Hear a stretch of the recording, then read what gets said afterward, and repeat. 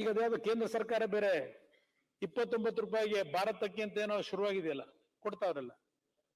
ಈಗ ಭಾರತಕ್ಕಿನ 29 ರೂಪಾಯಿ ಕೊಡ್ತಾ ಇರೋದ್ರಿಂದ ಕೇಂದ್ರ ಸರ್ಕಾರದ ಎಕ್ಸ್ಚೆಕರ್ ಸಂಪೂರ್ಣವಾಗಿ ಬರ್ಬಾದ್ ಆಗೋಯ್ತದೆ, ದಿವಾಳಿ ಆಗೋಯ್ತದೆ ಅಂತಾರೆ. ನನ್ನ ಭಾಷಣ ಮಾಡಿದ್ರೆ 29 ರೂಪಾಯಿಗೆ ಬರ್ಬಾದ್ ಆಗೋದ್ರ ಸರ್ಕಾರದ ಕೇಂದ್ರ ಸರ್ಕಾರ, ನೀವಿಲ್ಲಿ 34 ರೂಪಾಯಿ ತರ 170 ರೂಪಾಯಿ ಕೊಡ್ತಾ ಇದ್ದೀರಲ್ಲ, 5 ಕೆಜಿ ಅಕ್ಕಿ ಕೊಡಕ್ಕಾಗದೆ. ನಿಮ್ ಪರಿಸ್ಥಿತಿಯಲ್ಲಿ ಬರ್ತದಾಗಿದ್ರೆ ನಿಮ್ಮ ಆರ್ಥಿಕ ಪರಿಸ್ಥಿತಿಗಳು ಇಲ್ಲಿ ನಮ್ಮ ಎಕನಾಮಿಕ್ ಅಡ್ವೈಸರ್ ಇರ್ಬೇಕೇನೋ, ಇಲ್ಲಿ ನಮ್ಮ ಸ್ನೇಹಿತರು ನೀವ್ ಹೇಳ್ಬೇಕು. ಏನಿಲ್ಲ, ಸಮಸ್ಯೆ ಹುಟ್ಟಾಗ್ತಾ ಇರೋರು ನೀವು, ನಾವ್ ಆಗ್ತಿಲ್ಲಣ್ಣ. ನಿಮ್ಮ ನಿಮ್ಮ ಹೇಳಿಕೆ ಒಂದೇ ನಿಮಿಷ ಹೇಳ್ತಿಲ್ಲ ಅಲ್ಲ, ಒಂದ್ ನಿಮಿಷ ದಯಮಾಡಿ ಹೇಳ್ತೀರಿ. ನಾವು ಎಲ್ಲಿ ಕೂಡ ನಮ್ಗೆ ತೊಂದರೆ ಆಗಿದೆ ಆರ್ಥಿಕವಾಗಿ ಅಂತ ನಾವು ಹೇಳಿಲ್ಲ. ಪತ್ರಿಕೆಯವರು ಹೇಳಿದ್ರಿಂದ 58,000 ಕೋಟಿ, ಎಸ್ ಡೆಫಿನೆಟ್ಲಿ ಯಾವುದೇ ಸರ್ಕಾರಕ್ಕೂ ಕೂಡ ಹೊರೆ ಆಗ್ತದೆ ಅಂತ ಹೇಳಿದ್ದೇನೆ. ಹಣದ ಕೊರತೆ ಇಲ್ಲ ಅಧ್ಯಕ್ಷರೇ, ನಮಗೆ ಹಣದ ಕೊರತೆ ಇಲ್ಲ. ನಾವು ಒಳ್ಳೆ ಆಡಳಿತವನ್ನ ನಮ್ಮ ಮುಖ್ಯಮಂತ್ರಿಗಳು ಕೊಡ್ತಾ ಇದ್ದಾರೆ. ಇದು ಸಡನ್ ಆಗಿ ಒಂದ್ ನಿಮಿಷ ಸಡನ್ ಆಗಿ ಒಂದೇ ಸಲ ಆದ್ರಿಂದ ನೋಡಿ, ಜೂನ್ ನಲ್ಲಿ ಸರ್ಕಾರ ಬಂತು, ಜುಲೈನಲ್ಲಿ ಆದ್ರಿಂದ ಸಡನ್ ಆಗಿ ಆಗಿದೆ. ಸ್ವಲ್ಪ ಬೇಕಂತ ನಾನು ಹೇಳ್ತೀನಿ ಕುಮಾರಸ್ವಾಮಿ ಅವರೇ, ನಮ್ದು ಟೋಟಲ್ ಎಕಾನಮಿ ಸ್ಟೆಬಿಲೈಸ್ ಆಗ್ತದೆ. There is no problem for the funds. ಅದರಲ್ಲಿ ನಿಮ್ಮ ಸಮುದಾಯ ಏನಿದೆ ಸಂಪೂರ್ಣವಾಗಿ ನಿಮಗೆ ನನಗೆ ಬೆಂಬಲ ಇದೆ. ನಿಮಗೆ ನೀವೇನ್ ಹೇಳ್ತಾ ಇದ್ದೀರಿ ಆರ್ಥಿಕ ಪರಿಸ್ಥಿತಿ ಬಗ್ಗೆ, ನನಗೆ ಯಾವುದೇ ರೀತಿಯಲ್ಲಿ ನಮ್ಮ ರಾಜ್ಯ ಸರ್ಕಾರದ ಆರ್ಥಿಕ ಪರಿಸ್ಥಿತಿ ಡೆವಲಪ್ಮೆಂಟ್ ಆಗುತ್ತೆ ಅಂತೇಳಿ ನನಗೆ ಯಾವುದೇ ರೀತಿಯಲ್ಲಿ ಒಂದ್ ಸಣ್ಣ ಐವಟ್ ಆಫ್ ಅದ್ರ ಬಗ್ಗೆ ಅನುಮಾನ ಇಲ್ಲ. ಆರ್ಥಿಕ ಪರಿಸ್ಥಿತಿ ನಮಗೆ ಚೆನ್ನಾಗಿದೆ. ಹೇಳಿ ಆರೋಗ್ಯ ಸಚಿವರು. ಬಹಳ ಒಳ್ಳೆ ರೀತಿಯಲ್ಲಿ ಮಾತಾಡ್ತಾ ಇದ್ದೀರಾ.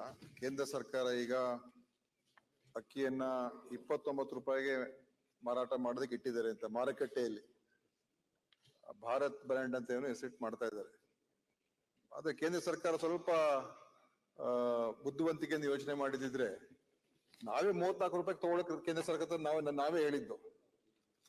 ಈಗ ಮಾರಾಟ ಮಾಡೋದಕ್ಕಿಂತ 5 ರೂಪಾಯಿ ಹೆಚ್ಚು ರಾಜ್ಯ ಸರ್ಕಾರ ನಮ್ಮ ಸರ್ಕಾರನೇ ಕೊಟ್ಟು ಖರೀದಿ ಮಾಡೋದಕ್ಕೆ ಪ್ರಸ್ತಾವನೆ ಕಳಿಸಿದ್ವಿ ನಾವು. ನಮ್ಗೆ ಅಕ್ಕಿ ಕೊಡೋದಕ್ಕೆ ಅವರು ರೆಡಿ ಆಗ್ಲಿಲ್ಲ. ಈಗ ಮಾರುಕಟ್ಟೆಯಲ್ಲಿ ಕಮ್ಮಿ ಬೆಲೆಗೆ ಮಾರ್ತಾ ಇದ್ದಾರೆ. ಸೊ ಇದರ ನೀವು ನಂಗೆ ಯಾವ ರೀತಿಯಾಗಿ ಅವರು ಯೋಚನೆ ಮಾಡ್ತಾ ಇದ್ದಾರೆ ಇಲ್ಲೇ ಗೊತ್ತಾಗ್ತದೆ.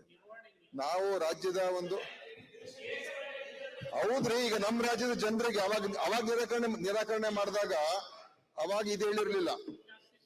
ಅವಾಗ ನಾವು ಕೇಳಿದಾಗ ಕೊಡುದಿಲ್ಲ ಅಂತ ಹೇಳ್ಬಿಟ್ರು. ಈಗ ಮಾರುಕಟ್ಟೆ ಮಾರಕ್ ರೆಡಿ ಆಗಿದ್ದಾರೆ. ದುಡ್ಡು ಬೇಕು ಅಂತ ಮಾಡ್ತಾ ಇದ್ದಾರೆ. ಯಾಕಂದ್ರೆ ಅದು ಅಕ್ಕಿ ನಾವ್ ಇಟ್ಕೊಂಡು ಏನ್ ಮಾಡ್ಬೇಕು, ಅದು ಕೊಳ್ತು ಹೋಗ್ತದೆ ಅಂತ ಉದ್ದೇಶನೇ ಮಾಡ್ತಾರೆ. ಮಾಡ್ಲಿ, ಅದನ್ನ ತಪ್ಪೇನಿಲ್ಲ. ಅದು ನಮ್ಮ ರಾಜ್ಯದವರು ಕೇಳಿದಾಗ ಯಾಕೆ ನಿರಾಕರಣೆ ಮಾಡಿದ್ರು? ಮತ್ತೆ 34 ರೂಪಾಯಿಗೆ ನಾವು ತಗೊಳ್ತೀವಿ ಅಂತ ಹೇಳಿದ್ವಲ್ಲ.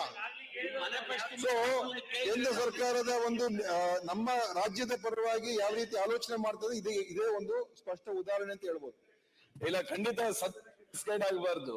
ಯಾವುದೇ ಕೊರತೆ ಹೋಗ್ತದೆ ಅನ್ನುವ ಕಾರಣಕ್ಕೋಸ್ಕರ ಅಲ್ಲ. ಸಾಮಾನ್ಯವಾಗಿ ಈ ದೇಶದಲ್ಲಿ ಇರ್ತಕ್ಕಂಥ ಎಲ್ಲಾ ಜನರಿಗೂ ಅಕ್ಕಿ ಸಿಗಬೇಕು, ಮತ್ತೆ ಎಲ್ಲರೂ ಹಸಿವಿನಿಂದ ಮುಕ್ತವಾಗಿ ಎಲ್ಲಾ ಜನರಿಗೆ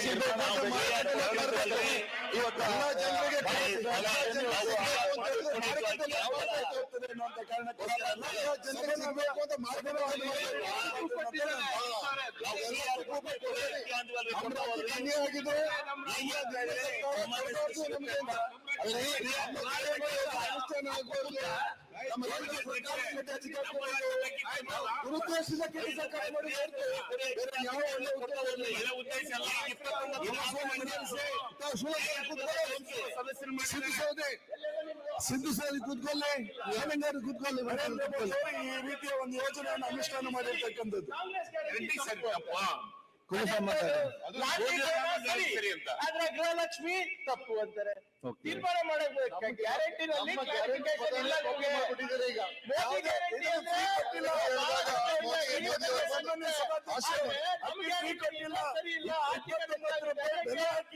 ಕಡಿಮೆ ಬೆಲೆಯಲ್ಲಿ ಅಕ್ಕಿಯನ್ನು ಕೊಡ್ತಕ್ಕಂಥ ಉಚಿತ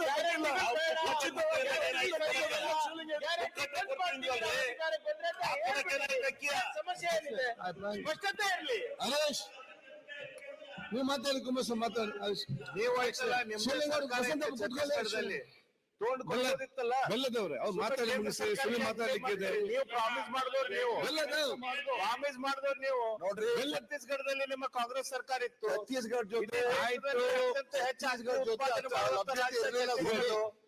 ನೀವು ತಗೊಳಕ್ಕಾಗಿಲ್ಲ. ಲಭ್ಯತೆ ಆ ಚರ್ಚೆ ಬೇರೆ. ಬೆಲ್ಲದವ್ರೆ, ಕೇಂದ್ರ ಸರ್ಕಾರಕ್ಕೆ ಇವತ್ತು ಮಾರುಕಟ್ಟೆಯಲ್ಲಿ ಕೊಡೋದಕ್ಕೆ ಅಕ್ಕಿದಾಗ ದೇಶದ ಜವಾಬ್ದಾರಿ ಇದೆ.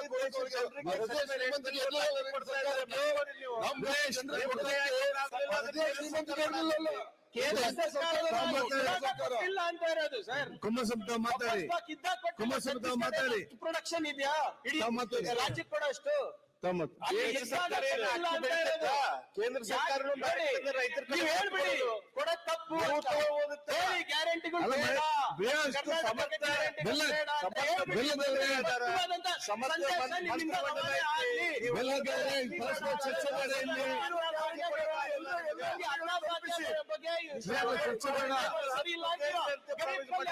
ಸರಿ ಇದೆ ಅಂತೀರಾ, ನಿಮಗೆ ಯಾವ್ದು ಈಗ ಅಲ್ಲಿ ನಿಮ್ಮ ಮಂತ್ರಿಗಳು ಹೇಳ್ಯಾರ ಪಾರ್ಲಿಮೆಂಟ್ ಎಲೆಕ್ಷನ್ ಆಗ್ಲಕ್ ಇವತ್ತು ನಾವು ನಿಲ್ಲಿಸ್ತೀವಿ ಅಂತ ಹೇಳ್ಯಾರ. ಮತ್ತೆ ಮತದಾರರಿಗೆ ನಿಮ್ಮ MLA ಹೇಳ್ತಾರ. ಮೊನ್ನೆ ಒಬ್ರು ಹೇಳ್ಯಾರ ಇಲ್ಲಿ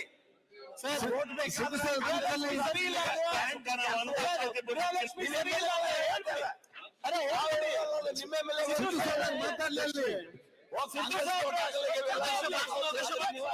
ಸ್ಪಷ್ಟತೆ ಆಯ್ತು. ಈಗ ಗೃಹಲಕ್ಷ್ಮಿ ಬಂದ್ ಮಾಡಿ ಈಗ ಕುಮಾರಸ್ವಾಮಿ ಮಾತಾಡ್ತಿದ್ದಾರೆ. ಈ ಸುದ್ದಿ ಸಮಾಧಾನ ಕೂತ್ಕೊಳ್ಳಿ. ಕುಮಾರಸ್ವಾಮಿ ಅವರ ಹೇಳಿಕೆಗೆ ನಾವು ತಕರಾರಿಲ್ಲ. ಆಯ್ತು. ಮಾಡ್ತಾರೆ ಎಲ್ಲರೂ ಇವ್ರ ಹತ್ರ ಅವ್ರಿಗೆ ಮಾತಾಡ್ಲಿಕ್ಕೆ ಬಿಡುದಿಲ್ಲ, ನಮ್ಮಲ್ಲಿ ತಕರಾರು ಇಲ್ಲ ಅಂತ ಹೇಳ್ತಾ ಮಾಡ್ಬೇಕು. ಇವ್ರಲ್ಲಿ ಇರ್ಲಿ. Modi guarantee yes, Karnataka guarantee no ಅಂತಾರಲ್ಲ, ಅದಕ್ಕೆ ಹೇಳ್ತಾ ಇರೋದು. ಸರ್ಕಾರ ಕೂತ್ಕೊಳ್ಳಿ. ಈಗ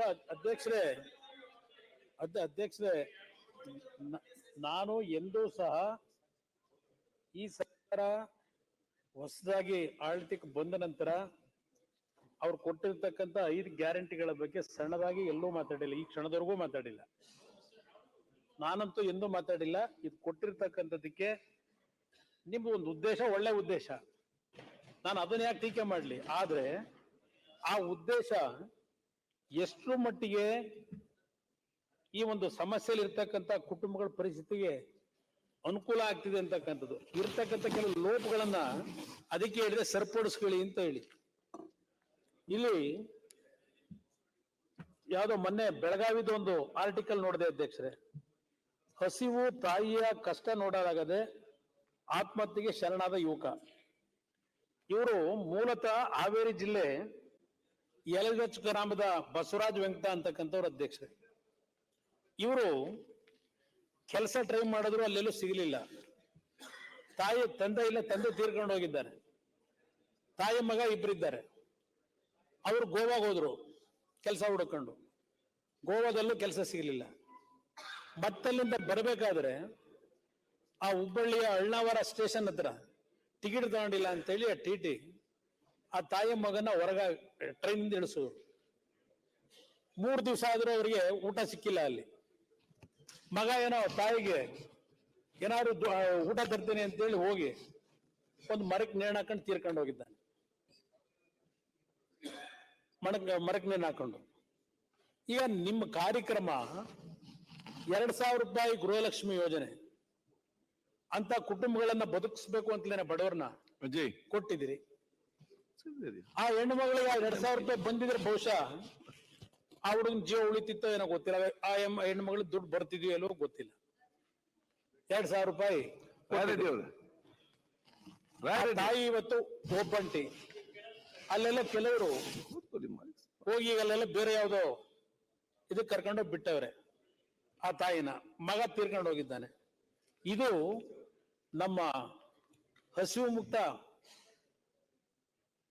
ರಾಜ್ಯ ಆಗಬೇಕು ಅಂತೇಳಿ ಉದ್ದೇಶ ಇಟ್ಕೊಂಡಿದ್ದೀರಲ್ಲ. ಬೆಂಗಳೂರಿನಿಂದ ಮಂಗಳೂರುವರೆಗೆ, ಬೀದರ್ನಿಂದ ಚಾಮರಾಜನಗರದವರೆಗೆ ನಿಮ್ಮ ಸುದ್ದಿ ನಿಮ್ಮದೇ ಭಾಷೆಯಲ್ಲಿ ಕರ್ನಾಟಕ ತಕ್.